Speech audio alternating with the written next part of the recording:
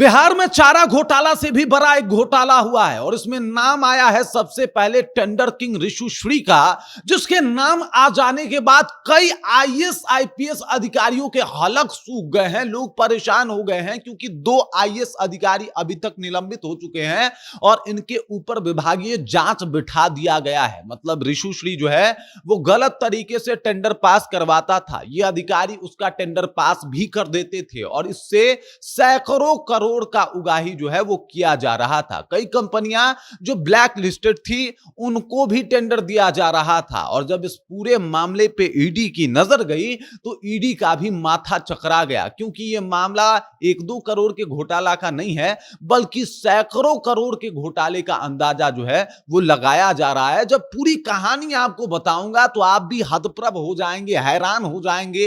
अगर आप बिहार से हैं तो परेशान हो जाएंगे, क्योंकि जो लूटा गया है वो सिर्फ सरकार का खजाना नहीं बल्कि आपके टैक्स का पैसा भी है। पूरी कहानी क्या है, चलिए इसको विस्तार पूर्वक समझते हैं। कौन थी वो कंपनियां जिनको फायदा पहुंचाया जा रहा था, कौन थे वो आईएएस अधिकारी? लगभग 15 अधिकारियों का नाम सामने आ रहा है और इसके अलावा ऋषु श्री किस तरीके से उन्हें फायदा पहुंचा रहा था, किस तरीके से उसको फायदा हो रहा था, इन तमाम मुद्दों को समझने की कोशिश करेंगे। लेकिन उससे पहले मेरा परिचय जान लीजिए। मेरा नाम है रजत और आप जनता जंक्शन देख रहे हैं। आपको बता दूं, ऋषु श्री की अनुमानित संपत्ति कुछ मीडिया के द्वारा जो है वो जारी किया गया है, लगभग 265 करोड़ बताया जा रहा है। मतलब अभी बताया जा रहा है कि उनके पास 265 करोड़ रुपए है।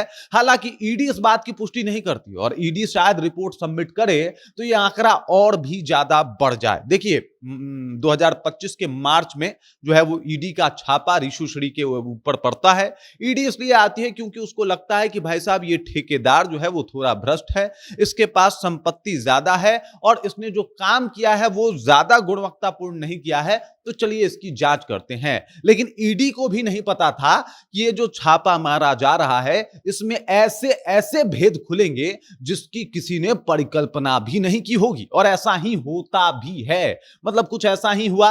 मतलब मार्च 2025 से जो है वो लगातार ईडी की छापेमारी होती है, लगातार ईडी जो है वो पूछताछ करता है। मार्च के बाद अक्टूबर, अक्टूबर के बाद नवंबर, नवंबर के बाद फिर से अभी देख लीजिए 2026 में जो है 2 बार इसके ऊपर छापे पड़ते हैं और इस बार 28 मई को उसकी गिरफ्तारी हो जाती है। इसको भ्रष्ट पाया जाता है। पता चलता है कि बुडको क्या है आपको बता देता हूं। बुडको जो है वो इसको आप समझ जाइए कि Bihar urban infrastructure development corporation है। ये बिहार सरकार की एक प्रमुख एजेंसी है जो राज्य के शहरी क्षेत्रों में विकास कार्यों की योजना बनाकर और उन्हें जो है वो शहर में लागू करने के लिए बेहतर कार्य करती है। इस तरीके से जो है ये काम करता है। अब देखिए इसके अंतर्गत क्या आता है, पहले वो चीजें समझा दूंगा तो आप समझ पाएंगे कि आखिरकार इसको फायदा कैसे पहुंच रहा था। तो बुडको के अंतर्गत आता है सड़क निर्माण, नाला एवं ड्रेनेज निर्माण, पेयजल योजना, सीवर एवं एसटीपी, स्ट्रीट लाइट हो गया, पार्क एवं ग्रीन एरिया हो गया, तालाब एवं घाट का विकास हो गया, भवन एवं सामुदायिक निर्माण हो गया, शहरी विकास परियोजना, मतलब बाकी जो भी छोटी छोटी संरचनाएं होती हैं जो सरकार के द्वारा बनाई जाती हैं, तो ये सब कुछ बुडको के अंतर्गत ही आता है। जहां शहर में विकास के लिए कई सारी परियोजनाएं जो चलाई जाती है वो बुडको के द्वारा चलाई जाती है और वो जो है उसका सीधे सीधे लाभ उसको मिलता है जो ठेकेदार होता है। आपने सुना होगा कि ठेका के लिए आजकल बहुत ज्यादा अलग जो है वो माहौल बनता है। तो ये ठेकेदार महोदय थे, यहाँ पे आप देख सकते हैं ये है ठेकेदार। लगभग 15 कंपनियों के साथ जो है वो मिल के इन्होंने एक नेटवर्क चलाया और इन्होंने 15 कंपनियों के जरिए अलग अलग जगहों से टेंडर उठाए। कहीं से कमीशन लिया, कहीं से कट लिया, कहीं से कुछ और ज्यादा पैसा लिया। और देखिए ये कमीशन और कट जो है वो 500, 1000, 2000, लाख, 2 लाख में नहीं होता। मतलब कमीशन भी अगर आप किसी कंपनी को टेंडर दिलवा रहे हैं तो उसके बदले ज्यादा लेते हैं। अब सुनिए, इनके तो 2 कंपनी खुद थे, रिलायब एंटरप्राइजेज और रिलायब इंफ्रा सर्विसेज प्राइवेट लिमिटेड। ये 2 कंपनियां जो है वो किसकी थी? ऋषु श्री की थी। इसके जरिए भी कई सारे टेंडर उठाए जाते थे। इसके अलावा 15 जो है इसको लेके कंपनियां जो है वो रडार पे हैं और मामला ये है कि कई अधिकारियों ने ये जानते हुए कि एक कंपनी जो है वो ब्लैक लिस्टेड है, उसके बाद भी इन कंपनियों को जो है वो मतलब टेंडर मिलता रहा और कोई दिक्कत नहीं हुआ। अभी देखिए 2 आईएएस अधिकारियों की मैं बात कर रहा था जिनको जो है वो निलंबित किया गया है। यहाँ पे आपको देख रहे हैं योगेश कुमार इनका नाम है और ये है अभिलाषा मैडम जी। ये लोग आईएएस अधिकारी हैं और इन लोगों के ऊपर भी जो है वो जांच बैठा हुआ है और इसी वजह से इनको जो है वो निलंबित किया गया है। इनके ऊपर आरोप है ये दोनों जो है वो ऋषु श्री को फायदा पहुंचाए हैं, मतलब कई सारे ऐसे टेंडर दे दिए हैं जो मतलब जिसको ये फुलफिल भी नहीं करते थे। अब कुछ काम ये करवाते थे तो उसको देखने में भी कोताही बढ़ती गई, टेंडर ऐसे ही पास करा दिया गया। और साथ ही साथ इन लोगों के ऊपर आरोप है विदेश यात्रा ये लोग ऋषुश्री के पैसे से जो है वो घुमा करते थे, जाया करते थे। ऋषुश्री के साथ पैसों का लेन देन भी दिखा है और इसी वजह से इन दोनों को निलंबित कर दिया गया है। 15 अधिकारियों के नाम जो है वो सामने आ रहे हैं जो लोग मिलके जो है वो नाला का पैसा या फिर आप समझिए कि लाइट का पैसा, आप सोच रहे हैं ना लाइट काहे नहीं बढ़ रहा है, अरे भाई लाइट कैसे बढ़ेगा, कैसे जलेगा, वहां पे तो अलग खेल चल रहा है। और इस तरीके से जो है वो टेंडर उठा के बहुत सारा पैसा कमाया जा रहा है।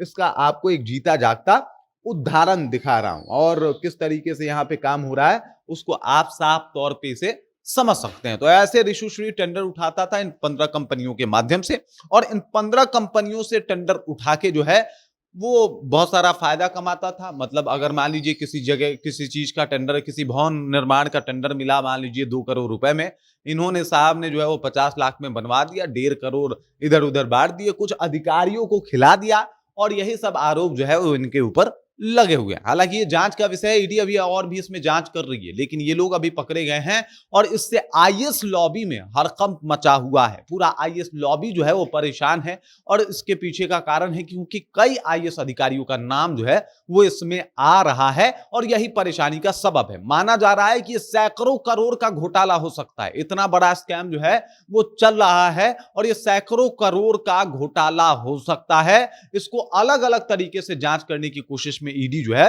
वो जुटी हुई है और इसी वजह से स्टार्टिंग में मैंने आपसे बोला था कि चारा घोटाले से बड़ा घोटाला के तौर पे इसे देखा जा रहा है।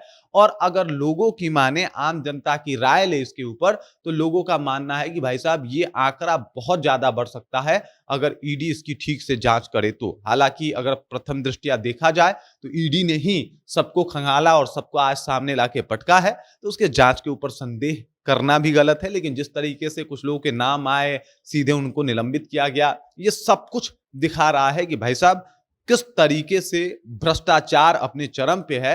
और भ्रष्टाचार में मतलब ऐसा है, ये जो छोटे छोटे अधिकारी हैं जो 400 500 और 1000 2000 के साथ पकड़े जाते हैं वो तो झूठो बदनाम है साहब। बड़ा अधिकारी तो बड़का खेल कर रहा है। ये लोग जो आईएएस बन के बैठे ही तो और ज्यादा एकदम चाप के पैसा कमा रहे हैं, खूब विदेश यात्रा कर रहे हैं। इसका एक जीता जागता उदाहरण तो दिख रहा है। अब जांच में विशेष बातें जो है वो सामने आ जाएगी। बाकी इस खबर, इस जानकारी को लेकर आप क्या सोचते हैं? ऋषुश्री जिसे टेंडर किंग कहा जा रहा है उसे आप कैसे देखते हैं? कमेंट कीजिए, अपना विचार हम तक पहुंचा दीजिए। बाकी आप देख रहे हैं जनता जंक्शन और मेरा नाम रजत है।